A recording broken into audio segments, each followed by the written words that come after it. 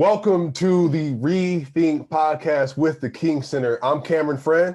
I'm Ferris Watkins. And we are here to help us all learn how to rethink the critical issues that we are facing today using nonviolence. And so we are so excited for today's episode. I cannot wait. I can't contain my excitement. One of my favorite people in the world. Absolutely one of my favorite people in the world. We got Jane Elliott on the call with us today. Yeah.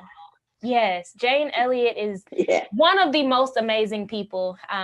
If I could say for our time, she's here with us, and I know that we have a lot of burning questions that we're getting ready to ask her. And so let's take it away. Look. So just to give y'all introduction, if you don't already know who Jane Elliott is, let me go ahead and tell you. This is the description. You can find this right on her website to show you where exactly we're going today. Right on the website. And she's already trying to hide. All right. So Jane Elliott is internationally known teacher, lecturer, diversity trainer, and recipient of the National Mental Health Association Award for Excellence in Education, exposes prejudice and bigotry for what it is: an irrational class system based upon purely arbitrary factors. And if you think that this does not apply to you, you are in for a rude awakening. Now, I'm not sure about you, Ferris, but that sounds like that's setting the table for us already. It is. I mean, if you haven't experienced Dr. Jane Elliott before, you're getting ready to now. She is a powerhouse, a powerhouse that has moved the spirits of many, many people, changed their thought process, changed their entire lives. We are so grateful and so honored that she has blessed us with her presence. And the best kind of confrontation as well. Let me just go ahead and say the best kind, nothing but truth, spitting facts. So anyway, Jane, thank you so much for being with us today. How are you today? Well, I'd be just fine if you'd never read that introduction again, as long as I live. Number one, I'm not a teacher and I'm not a trainer. I'm an educator. And the word educator comes from the root dus, which means lead, the prefix e, which means out, the suffix ate, the prefix e, which means out, the suffix ate, which means the act of, and the suffix or, which means one who does. An educator is one who is engaged in the act of leading people out of ignorance. And that's what I do. And the number one problem in this country is not racism, it is ignorance. Because if we would educate people, we would realize that there's only one race of people on the face of the earth, and that's the human race. Right. You and I are 30th to 50th cousins, because we all have the same ancestor back there from 300,000 to 500,000 years ago. It's time to stop this lie. There's a book called The Myth of Race.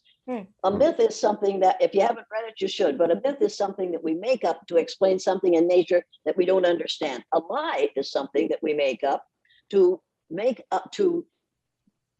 it all right for us to do absolutely unforgivable things. And for us to label people according to the myth of different races is absolutely unacceptable behavior, and it has to be stopped. You and I have the same ancestors. You and I are members of the same race. We've got to get over this idea of different races. Now, I'm going to say that at least 14 times because you have to keep saying it and saying it and saying it in order to nail it down. Okay, do you have a question? Well, look, that's the crazy thing, Ferris. I didn't even ask the question yet. Right. We didn't even got the number one. But look, we can just walk off the set right now with all that we just got. So look, so can you just let us know, Jane, what is your background? Can you tell us about your childhood? Like, what was it like growing up for you? I mean, was this something that was pressed into you very early? Were you just seeing things that were happening? Like, how did you even get to the point where you are now? Well, I lived in Waterloo. I was born and raised in Riceville, Iowa, which is a town of 1,000 white people and one Jewish couple. But that Jewish couple was all right because the man owned the grocery store and he would sell you groceries on credit if you paid him off at the end of the month. Okay. So he was accepted even though he was Jewish, but nobody else would have been accepted except for that. There were no people of color as far as they were concerned in Riceville, Iowa. My father was a Baptist, a believing Baptist who didn't go to church. My mother was a casual Catholic who did go to church until she married my father. And both of them were kicked out of their families because one had married into the church and the other had married outside the church. So all our in-laws called us, the seven of us, the dirty little bastards, because that's what we were. Our parents, I'm sorry, but that's. And my father, after we got old enough, the girls got old enough to reproduce, he would say, "Don't be bringing any pickaninnies into my house as grandchildren." And then My daughter married a Saudi Arabian. Mm. And we took my granddaughter and put it in my father's arms. And he said, it's the most beautiful child I've ever seen. And then he looked up at that Saudi Arabian male and that Anglican American female standing there together. And he said, that's a good cross. Because he's a farmer and he knows what constitutes a good cross. And he looked at those two people and said, that's a good cross. After that, he would not allow anyone to tell a black joke in his presence because he'd say, you sure you want to tell that? But when we're kids, don't bring any of them into this house. I was raised to not judge. He would say, you can't judge a book by its cover or a man by his skin. But at the same time, he said, don't be bringing any of them into this house until we did it. And then everything changed for him right then. Wow. Well, that's incredible. Ferris, you want to follow up with our? Yeah. One, it's amazing to know that you were kind of rooted and rendered in this way of thinking. But what was that catalyst moment for you that made you say, "Hey, this is what my life's work is going to be about"? Well, we were living in Waterloo, Iowa. My husband ran a grocery store for the National Tea Company. And the store that he was running was in the North End, which was the black section. National Tea would not allow him to have more than one black employee, even though all of his customers were black. Well, Jim Jackson, his one black employee, quit and went to college. And Anna Mae Weems and the NAACP came in, and Anna Mae Weems said, we're going to pick at your store, Daryl. Now, she and Daryl had a good working relationship up until that very minute. He said, why would you pick at my store? She said, you don't have any black employees. He said, get me one. I want black employees. She said, no, we want to pick at your store. So she picketed the store, and that was during the 50s. Yeah, she picketed the store, and National Tea got even. They closed the store and moved it across town, across the river, where people of color couldn't get to it without owning a car. They fired Daryl after it didn't make any money, of course, because no black people went across the river to get to that National Tea store. And Daryl told them, don't put it where you're putting it, leave it where it is. They said, no, we're moving it out of the black section. That was the only grocery store in the black section in Waterloo, Iowa. It was blatant racism. And at that point, I thought, no, this I'm not going to go along with. Before that, he had been transferred to Fort Dodge, and we were buying a house. So we put the house up for rent, put an ad in the paper, and when a woman called and said, do you rent to coloreds? And I'm so ashamed, but I remember thinking then, and I can remember it, thinking, if we rent this house to people of color, when we come back here, our neighbors will absolutely despise us. So I said to that woman, this is an all-white neighborhood. And I knew immediately what I had done. She said, okay, thanks, and hung up. I knew immediately what I had done. I had defected to the enemy, and I had sworn that I would never do that. I'll never do it again. I won't do it for love. I won't do it for friendship. I won't do it for money. I won't do it to be accepted by people in my community. This is the way it is. I know that what I did that day was wrong, and I will not allow this society to force me to deny my principles or my morals ever again in the area of skin color. Won't do it. And that has cost me a lot of things that I found out that I can do without, including my family. Wow.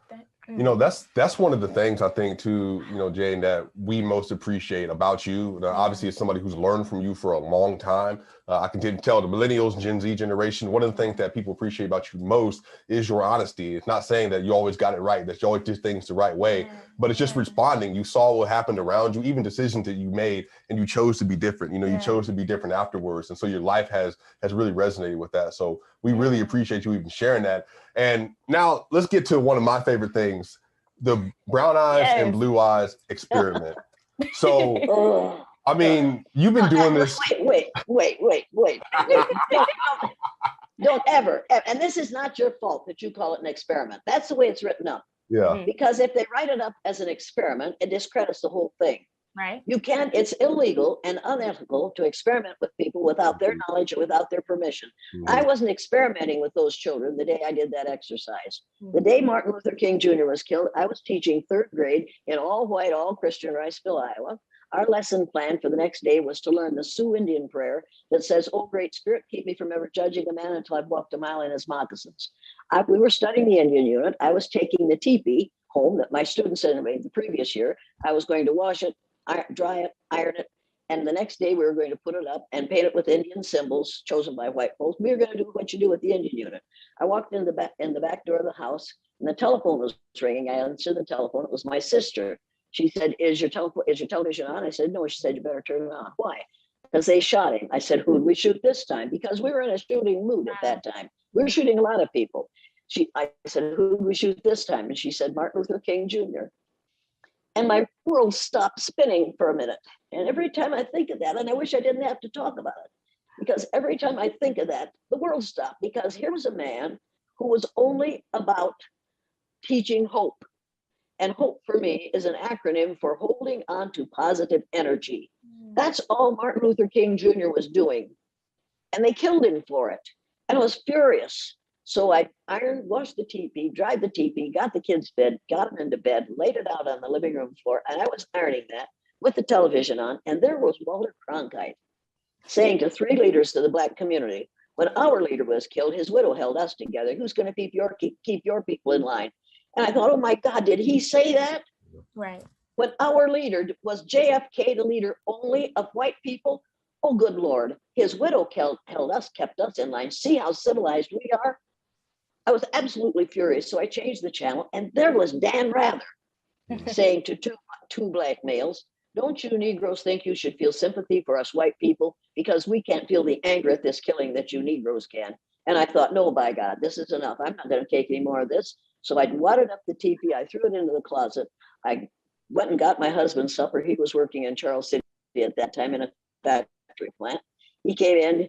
He put his arms around me. He said, they shot him, didn't they? I said, yes, they did. He said, what are you going to do? And I was sobbing. And I said, tomorrow, we're going to learn the Sioux Indian prayer.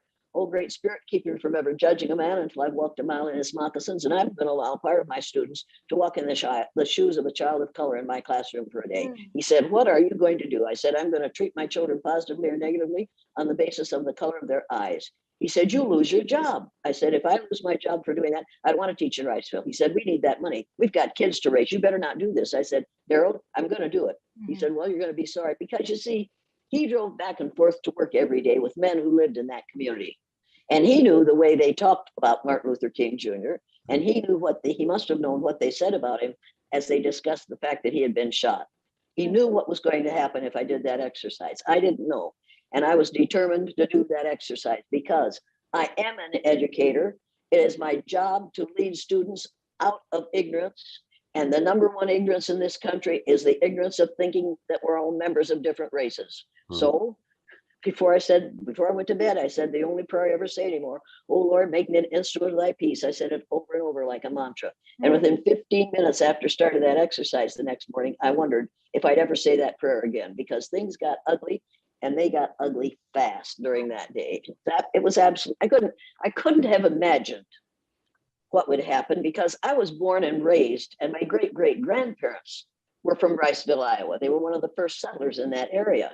And yet everything just went to hell after I did the exercise and people found out about it. I went into my classroom the next morning. We talked about racism. We talked about the killing of Martin Luther King Jr. He had been one of our heroes of the month in February, killed in April, had to find out why he was in the street protesting. I said, would you like to find out why he was protesting? Yeah. Would you like to find out how it feels to be a child of color in the United States of America for one day? Yeah, that sounded like fun to them. So I said, okay, we're going to separate fellow children, you people, by a physical characteristic on the basis of which you have no control, which is eye color. We can't do skin color because you're all the same color. We're going to use eye color. And I used eye color because that's one of the ways Hitler decided who went into the gas chamber. Right. And make no mistake about this. What has been happening in this country for the last 4 years is exactly what Hitler did in Germany and in Europe starting in 1933. And I remember because I was born in 1933, and I watched that happen from 1933 until 1945. And I've watched the same thing happen in the last 4 years that I watched happen in 1933 and 1945. I am in hopes that young people today watching what happened January 6th this year will remember that 30 years from now. And when somebody comes in and is going to pull the same trick that our former president did, these young people will say, wait a minute, we've been here before. We know what this looks like, and we're not going to let this happen. Yeah. That's the only good thing. That's the only good thing about January 6th. I didn't know how powerful racism is.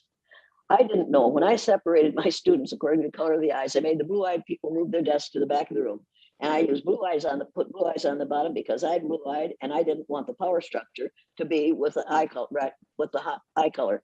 So I was on the bottom. So I got them all settled, and I said, now, blue-eyed people are smarter than brown-eyed people.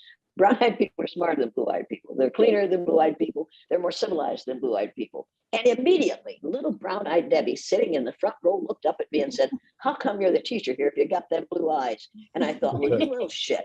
And I never thought that way about it. But in that moment, that kid looked small and ugly and mean to me. And I looked weak and inferior to her because I had the wrong color eyes. I didn't realize how it felt to be on the receiving end of racism. And then Alan Moss, blue-eyed Alan Moss, in the back row stood up and said, Debbie, her eyes ain't got nothing to do with it. If she didn't have them blue eyes, she'd be the principal or the superintendent. They're both brown-eyed.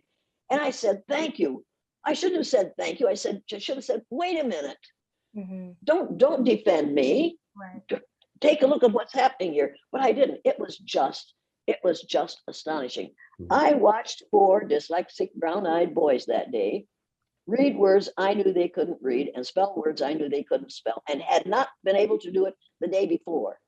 At the end of the day, Billy Thompson, brown-eyed Billy, came up to my desk and said, Miss Elliott, where's my spelling paper? I said, what do you want it for, Billy? He said, I want to take it home and show it to my mother. She thinks I can't spell, and I can. And he was crying, and so was I, because he had been living down to teachers' expectations of him from kindergarten to almost the end of 3rd grade. And at the end of 3rd grade, I finally found out that he had been living down to my expectations of him. And I based my expectations of him on the kinds of things that his previous teachers said about him in the faculty lounge in the Riceville Community Elementary School. Now, if that happens with a little brown-eyed boy for one day, what happens to children of color if they never have somebody who says to them, you've been lied to? You need to know that you are the first people who look like you were first. They're the people who populated every landmass on the face of the earth. They came from Africa without any modern technology and populated every landmass on the face of the earth. Right. Nobody has said to these kids, every human being on the face of the earth has in their DNA some DNA from a country in Africa. Right. We don't tell that because that's history that we don't want to admit. And on the other hand, I had in my classroom that year, Carol, the Lutheran minister's daughter, tall, blonde-haired, blue-eyed, pale-faced, brilliant, came into my classroom reading at the 6th grade level.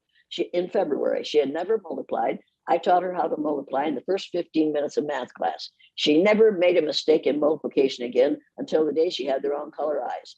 And on that day, that brilliant child walked with her shoulders hunched as if to ward off an expected blow. She stumbled when she crossed the classroom. She made mistakes in reading. She made mistakes in spelling, and she forgot how to multiply. Now, the only thing that had changed for her was I was forcing her to live down to my expectations of her, and she did it. It was terrifying. And it was those kids learned a lot, but I learned a whole lot more because I had a whole lot to unlearn. Yeah. I had to unlearn all the stuff I had learned in psychology classes. And the stuff they're teaching in psychology and sociology classes today make me furious. When you use words like unconscious bias and conscious bias and microaggression and macroaggression, and you use those words to give excuses to pale-faced people who don't want to admit that they're all members of the same race and that their skin color is a result of their bodies over the centuries losing some of their color as they move farther and farther from the equator and exposed to less and less sunlight. It's time for us to stop making excuses for our ignorance and educate people as to what it's really all about. And you can't do that if you give them excuses like micro and macro, whatever. I'm really tired of this whole thing. Yeah. Anyway, getting right along. That is, I mean, there's so much that I can unpack there, but what was so interesting to me was to hear you say how the test scores really changed after this experience, and they were higher after they realized what their worth was, what their truth was. So how can we look at today's world and our culture and see, since 2012, with Trayvon Martin and George Zimmerman, when we look at that and we look at the impact of our society and even the impact of our judicial system and how they viewed that entire case, had to do a lot with what was previously done, what the precedent was at that time. What are your thoughts on that?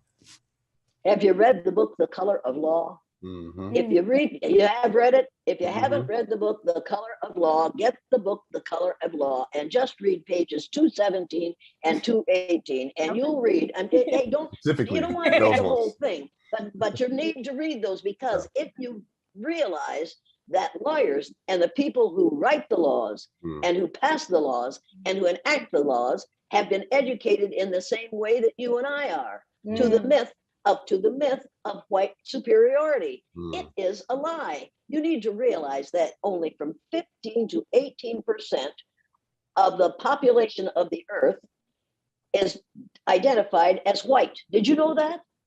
Wow. 15 to 18% of the population of the earth.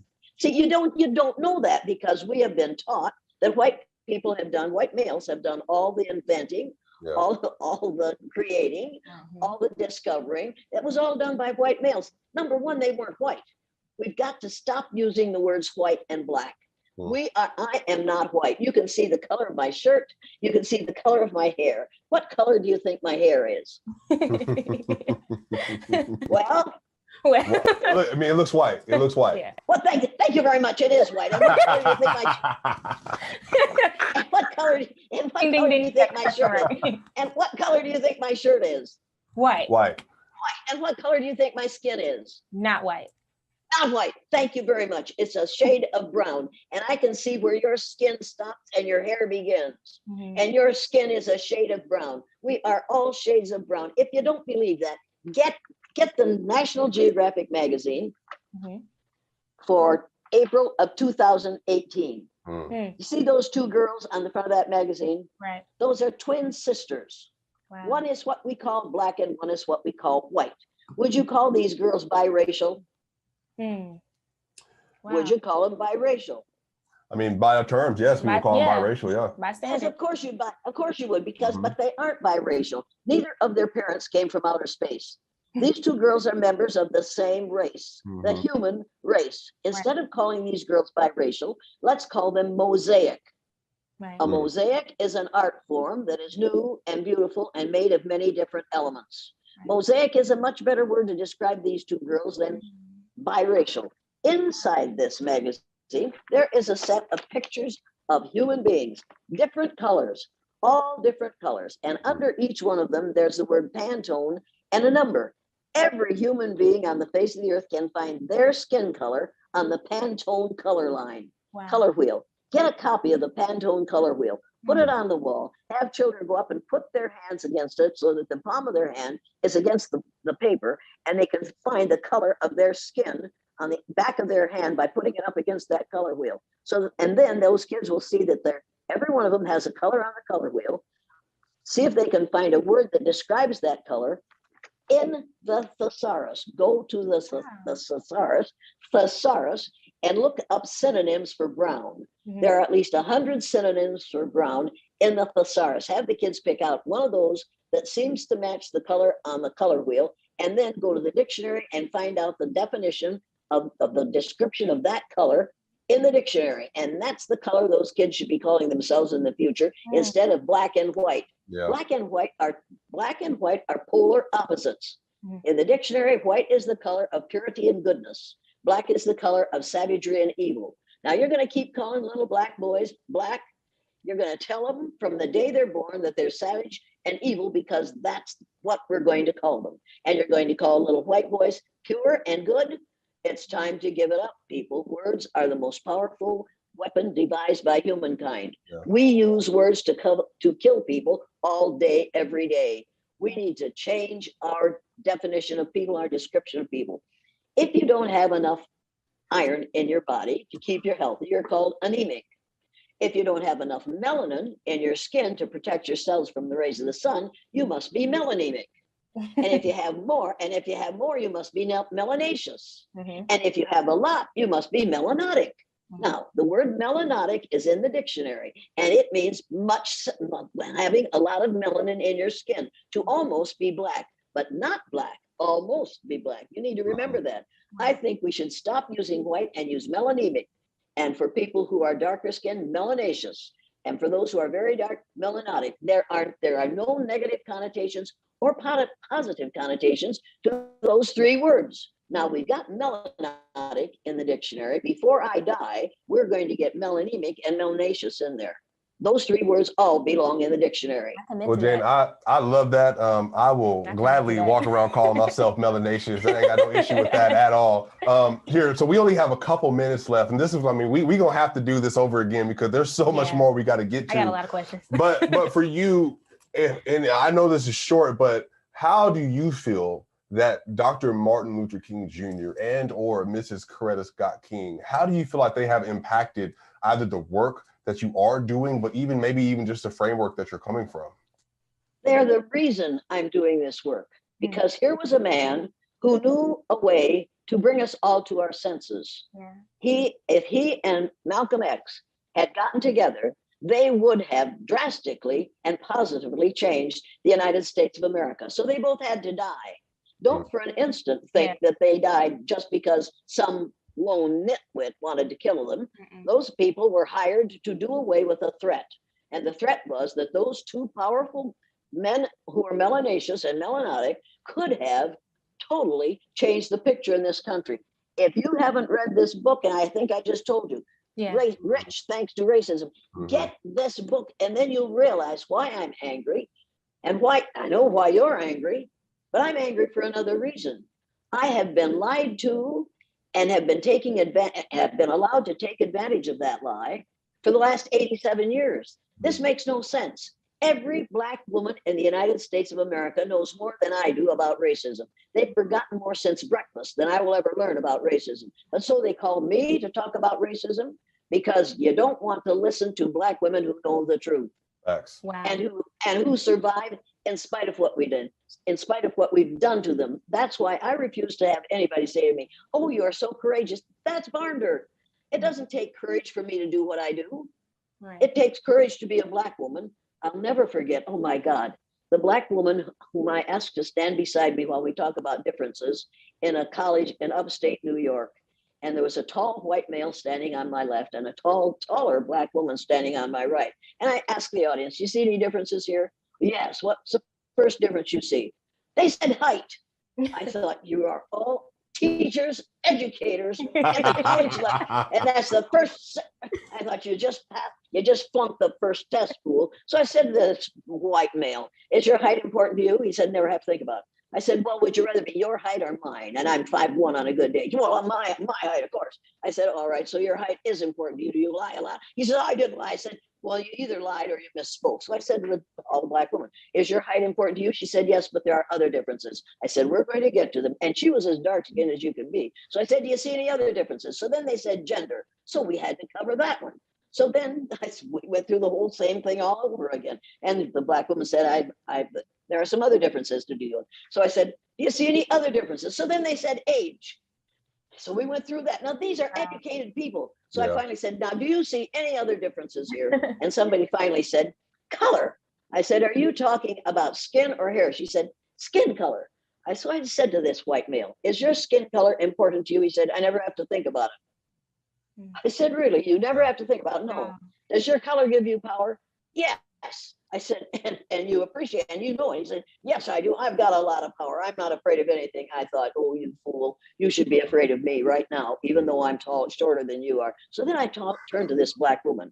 I said, is your skin color important to you? And she paused a long time. And then she finally said, I'm going to say something I've never said out loud before. I said, and that would be, she said, and that's because, she said, I'm ashamed of it. I said, and that would be what were you going to tell us? She said, I have 2 children. Both of them are girls. Both times that I was pregnant, I prayed that I wouldn't have a son. I said, and that's because, she said, because I didn't want to think about what he'd have to go through and about what I'd have to go through when I lost him. Well, you could have heard a feather fall in that room. Nobody said a word. That was the best education I have ever received. And that woman taught them more with 3 sentences that I could have taught them in a lifetime. Yeah. Think about that. Yeah. Talk about courage. That woman had courage. She was crying. I was crying. Everybody in the room was crying. Even this white fool man standing beside me was going, and I thought, cry, you miserable SOB. I am not a kind person. Yeah. Well, Jane, we want to thank you so much for this time. We are going to have to have you back on because there's so much other stuff that we have to get to. But, you know, I know that myself, I don't want to speak for Ferris, but I know that we are very thankful for this conversation that we got an opportunity to have. I mean, ReThink is better because of this conversation. So again, thank you so much for being here. Thank you for taking the time. Yeah, you have taught us so much. There's tangible advice that you have given us that are really going to be monumental moments in each and every one of our lives to help us be the next leaders of our day. So thank you.